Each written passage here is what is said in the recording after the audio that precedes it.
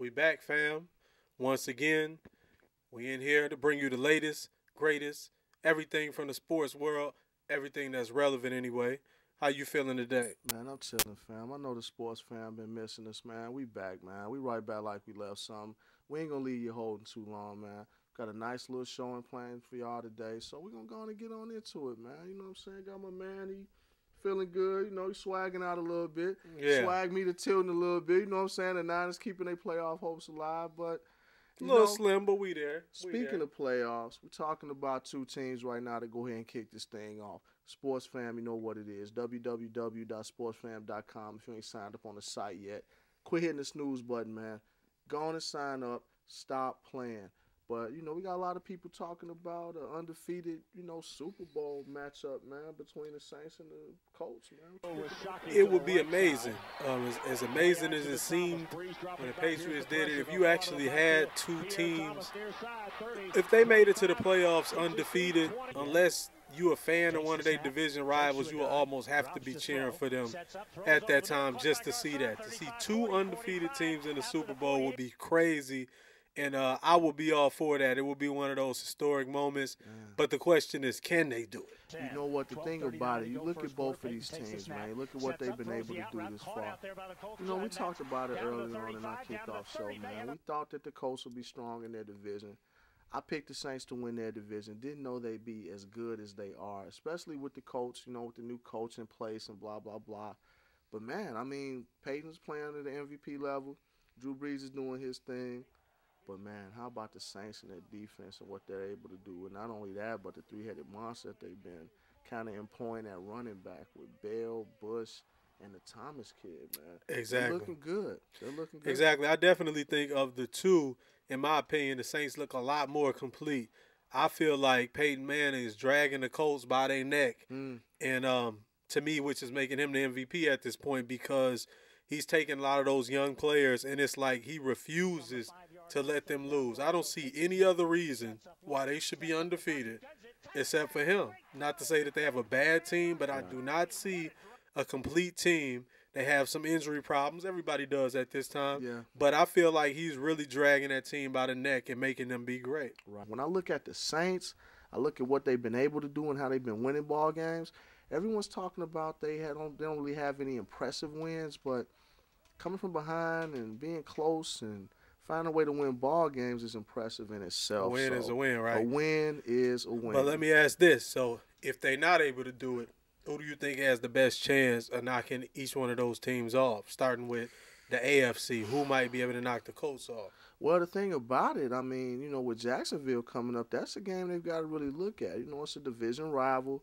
It's a lot of speculation that, Jim Caldwell will rest the starters that aren't quote-unquote healthy. Curtis Painter, the little cat from, I think he played for Purdue, if I'm not mistaken. He'll get his first start, so Jacksonville may have a chance to actually knock those guys off. But not in the playoffs, who would have a chance to actually take the ring home? Because I'm looking at some ghosts over there that I don't know if Indianapolis really want to see in the San Diego Chargers, who get hot at the end of the season every year and seem to knock the Colts off every year before getting knocked off by the Patriots. I feel you. But the Patriots a little weaker this year. Right. So if they are able to beat the Colts, I think those are the two in the AFC, in my opinion, who it may come down to. Really? Is those two. If I just had to look at it now and just looking at LaDainian, he looked like he got a little bit of that step back. The LaDainian we're a little more used to seeing, at least the best he could be at this stage. Right. And it's just they seem to have the Colts number a lot. Got you. You like those two teams, a team that wasn't really mentioned, a team that I thought may actually make some noise this year, and actually has made some noise in the AFC North, looking at the Cincinnati Bengals, man. I mean, they're playing decent defense. Carson's back. Ocho Cinco's doing his thing. They've got a running attack of their own that's making a lot of noise. We're talking about Seb Benson doing his thing, former Bears cast off. He's been, doing his thing. Being able to pick up Larry Johnson is huge, especially this time of year. If you have to go to like a cold weather type stadium, which I don't know if they'll have to. If Indianapolis locks up everything, which it looks like they will, they'll probably be playing in the Dome. San Diego, warm weather team. They've got the 2 seed on lock right now. big matchup between San Diego and Cincinnati coming up. So we'll see what's going on. You like San Diego, New England? I kind of like Cincinnati, man. It could be a team that can make some noise in the AFC. Okay, and in the NFC, my original pick, and I still think it's a pretty good pick, is Minnesota.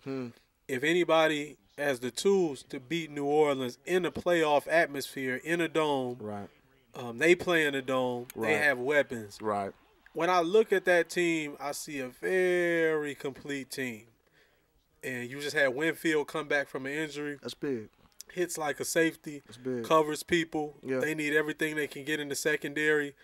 I like that matchup. I don't know if Minnesota necessarily can pull it off, but if anybody in the NFC can, I think they could. Who in the NFC do you think may be able to knock off the Saints in the playoffs? Well, I tell you what, man. You look at a Philly team that's, they're playing some pretty good football this time of year also. And what I like about what they're doing is they're finding ways to implement Michael Vick a little bit more. So we're kind of disappointed in, Andy Reid and company not really getting Vick involved as much as they possibly can. I mean, Deshaun Jackson is a threat to go the distance whenever he touches the football. Philly's got a lot of weapons. I don't know if they'll get Westbrook back 100% the rest of the year. He's suffering with the little concussion syndromes or what have you, symptoms or what have you, but man, Philly's a dangerous team. And that was actually my original pick to win the whole thing. I know. Wrapping up this segment, I want to talk about two historic teams who've fallen on hard times lately.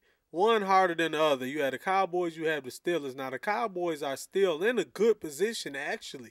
There's nothing wrong, really, with the position they in, but people are questioning, can they do what it takes to get there and close out the season? That's the question with them, whereas the Steelers have put themselves completely behind the 8 ball. So what do you think about those two teams and their chances to overcome this, not only in this season, going into the playoffs, but the future? Because the Steelers right now below 500. Wow, can't believe that. I mean, I really had the Steelers in the AFC Championship game against New England in my original picks.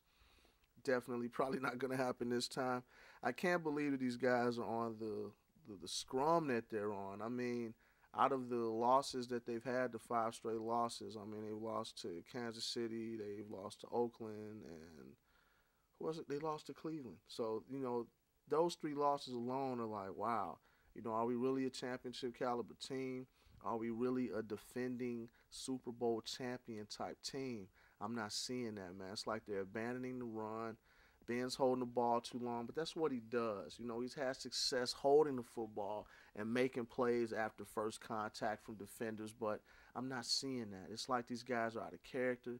They're pointing fingers in the locker room. That's not what Pittsburgh Steelers football has been all about the last few years. As far as Dallas is concerned, Dallas is like an anomaly to me. I just do not understand why they struggle the way they do on paper. You talk about talent. Everybody likes to point the finger, at a certain quarterback, that I like to affectionately call Tony Blomo. I mean, he blows up sometimes.